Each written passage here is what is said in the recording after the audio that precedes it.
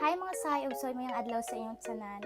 Sa ngayon nandito ulit ako sa bahay ni mama, pero ilang araw lang ako sa balutan na naman yung iinda nyo, lalayas na naman. So ngayon mga say, ugsoy, bilang isang ate, I'm so proud na i-share ko lang sa inyo kasi may mga wish kasi yung mga kapatid kong babae na gusto nilang magkaroon ng ganito, gusto nilang magkaroon ng ginto o bobot, gusto nilang magkaroon ng branded na sapatos. So, this year, mga say, ugsoy, sa awa ng Diyos is nabigay ko na sa kanila. So, ngayon, di ba, galing ako sa business trip sa Manila. So, napaisipan ko, bumili din ako ng sapatos para sa dalawa kong babaeng kapatid. So, syempre mga say, ugsoy, lagi nila kasi tinitingnan yung mga gamit ko. Syempre, pagdating kasi sa sapatos, yung pa ako size 37, yung maliit yung paa ko na slim. So sa kanila mga karabaw kasi yung mga paa nila, kaya hindi nila masuot yung mga sapatos ko kasi masikip sa mga paa nila. Pero for me, as a big sister, gusto ko naman i-share sa kanila yung iba ko sapatos kasi ang dami-dami ko talagang mga gamit, mga sapatos, yung iba na sa Umarika pa. So kaya mga sayang, so hindi po ito sa pagmamayabang kasi kadalasan kasi sa mga Pinoy kapag may i-share ka dito sa social media, sabihin, nagmamayabang ganon.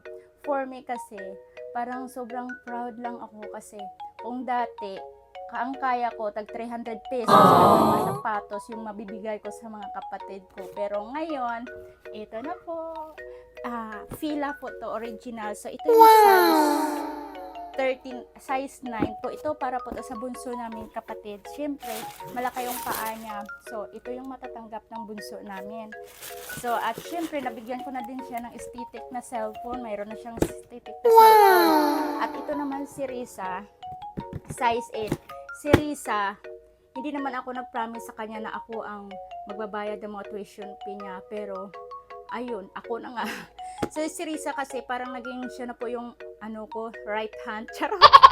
Sa kanya ko yung tiwala, yung mga ganito, ganyan, nasa kanya yun. Siya po yung in charge. Kahit dito sa room ko, siya yung in charge. So,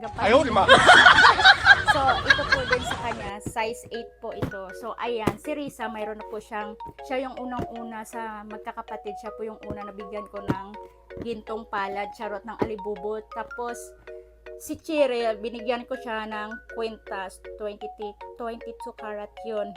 Nabigyan ko na. Tapos, yung isang babae, si Junisa, sing-sing yung binigay ko sa kanya. So, ayan, patas na. Silang apat, mayroon na silang gintong palad. Kalang wish nila kasi kapag nakikita nila yung mga suot-suot ko, sabi niya, ang ganda, ganyan. Pero, as a ate, alam ko naman yung gusto nila. Kaya, ayun, sa dami namin magkakapatid, lagi kong in-explain sa kanila na bawal mainggit. Huwag mag-inggit-inggit kasi lahat mabibigyan. Yung lang, dahan-dahan lang, mag-antay lang kasi marami kaming magkakapatid, 10 kami magkakapatid. So, ayan. So, ngayon, yung sister ko na lang, sinabihan ko, pagdating ng panahon, bibigyan din kita ng ginto. Pero hindi pa ngayon kasi nag-aaral ka pa. So, ayan mga say-ugsoy. So, I'm so happy bilang isang ate, yung na-share ko din sa mga kapatid ko, yung mga bagay na gusto nila. Tapos, sinabi ko sa kanila, tapos na yung mga wish ninyo ha.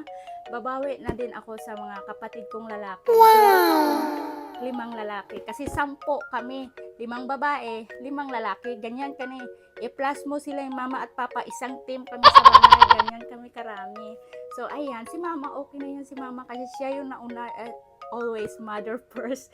So, ayan mga say-ugsoy. Naging masaya lang ako kasi, alam nyo, last year kasi, sobra talaga akong down na down last year.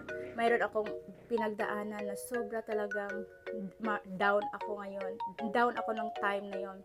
Kasi, isi-share ko lang sa inyo. Last year, akala nyo sobrang okay yung buhay ko, masaya ako, wala akong problema. Pero last year, nang sinubok talaga ako ng panahon, as in, last year, nakunan ako, tapos, nakita ko, mayroon akong malaking growth sa mattress at saka nagpa-opera ako. Nung panahon na yun, sobrang down na down ako kasi expectation ko talaga na 3 beses na akong nakunan. So, ayan, I'm so expecting na yung pangatlong pagkakataon is mabubuhay na siya kasi yun, pangarap ko talaga magkaroon ng anak. Kasi yung panahon na yun na nakunan ako, sobra talaga akong down, sobrang akong depressed.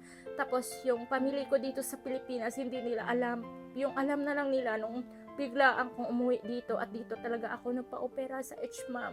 So ayun, huli na nila nalaman. Pero yung panahon na yun, ng pinagdaanan ko, yung sobrang down na down ako, si Dudong ang nasa tabi ko, lahat ginawa talaga ng partner ko na mapasaya ako. Pero bilang isang ina na nakuna ng anak ng 3 beses, para sa akin, parang sobra na talagang depressed ako noon. Tapos tinanong ko si God, God, napaka-unfair mo naman, bakit ganun? Ako, kaya kong magbuhay ng anak, kaya kong mag-alaga, kaya kong magpagkain, magpabihis, lahat pagdating sa anak, pero bakit hindi mo binigay sa akin? Yung iba, tinatapon ng kung saan-saan yung mga anak nila, bakit sila binibigyan mo? Ganun, kinwestiyon ko talaga si God nung panahon na yun. Sobra talaga ako na-depressed, nalungkot, as in, sobra, bilang isang ina, masakit kasi sa akin, kasi gusto ko talaga magkaroon ng anak, kasi nakita ko yung mga pamangkin ko, ang lalaki na nila. Sa totoo lang, kung hindi naman talaga ako nakunan, mayroon akong 4 years old na kasabayan nila ni Shark at Barbie. Tapos mayroon ako 3 years old. And then currently, kung nabuhay yung hindi ako nakunan last year, mayroon akong 7-month-old ngayon. Alam mo, minsan kasi dumating sa point na lagi ko na lang talagang iniisip, siguro kung nabuhay sila, ang saya-saya ko. Oo, masasabi mo, napaka-perfect ng buhay ko, pero hindi nyo alam, meron din akong pinagdaanan na sobrang lungkot. Yeah, gusto ko magkaanak, pero ewan ko, dumating na talaga sa point nga, hindi na ako nag-expect. Ayaw ko nang mag-expect. Bahala na si God kung bigyan niya naman ako o hindi. Kasi dumating din yung point na nag-usap kami ng darling ko na alam niyo ba, ipalakihin sa tube. Tapos kinausap kami ng doktor namin, sabi nila 50-50 daw mabuhay o hindi. Tapos gagastos kami ng malaki. Inaccept ko na talaga sa sarili ko na bahala na si God. Si God nang bahala kung bigyan niya ako na, kung hindi, accept ko na kung bigyan niya man ako o hindi. Kasi sa 3 pagkakataon na nabigo ako, sa 3 beses na nakunan ako, yung sakit kirot patong-patong na sobrang lugmok ako sa 3 pagkakataon. Kasi iniisip ko, siguro kung nabuhay sila, ang gaganda nila, ang tatangkan nila, blue eyes sila, ganun. Ayun na talaga, inaccept ko na talaga sa sarili ko na si Lord nang bahala kung bigyan niya man ako o hindi. Ayaw ko nang mag-expect, kasi napakasakit talaga pag mag-expect ka. Ayun, pero para sa akin ngayon, habang hindi pa ako nabigyan ni Lord ng blessing, ng anak, babawi muna ako sa mga pamangkin ko. Ibuhos ko na yung ko para sa mga pamangkin ko muna. Sila muna yung uunahin ko, kasi baka sakali darating yung time na mayroon na akong anak, ibuhos ko na rin yung time ko para sa anak ko. Ayun. Yan lang po. Kaya lagi nyo tatandaan, hindi lahat na nakasmile dito sa social media, hindi lahat na nakikita nyo is totoo na masaya, perfect ang buhay. Meron din kaming tinatago na sobrang lungkot. Grabe. Pero masasabi ko, thank you so much Lord, kasi this year, napaka-healthy ko, wala akong dinamdam, puro saya yung binigay mo sa akin ngayong taon.